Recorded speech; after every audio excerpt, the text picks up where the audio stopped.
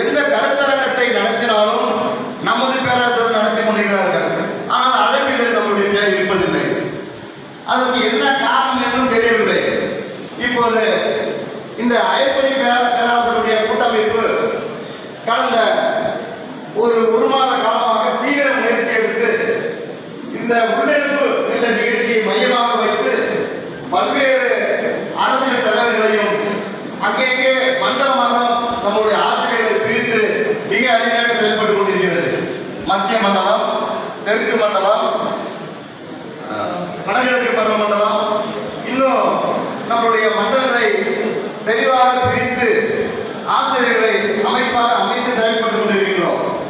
இதற்கு என்ன காரணம் அப்படின்னு பார்த்தால் 2012 இதே ஒரு மிகப்பெரிய ஒரு போராட்டம் நடைபெற்ற போது நம்முடைய இப்போது தலைமை செயலராக இருக்கக்கூடிய சிவதாசன் அவர்களுடைய மேற்பார்வையில் பல்கலைக்கழக நிர்வாகம் ஒப்படைக்கப்பட்ட போது அவர் நம்மளை 2016 டெப்டேஷன் செய்து வெளியில் அனுப்பினார்கள். இப்போ 8 ஆண்டுகள் ஆகியும் இங்கே பல்கலைக்கழகத்துக்கு வந்தால் உங்களை வெளியில் அனுப்பிச்சிட்டு அப்படிங்கிறாங்க. அங்கே போனால் நீங்கள் எல்லாம் பல்கலைக்கழகத்துக்கு வந்தவங்க ஓரமாக உட்காருங்கிறான். இப்போ நாம் எந்த நிலையில் இருக்கிறோம்?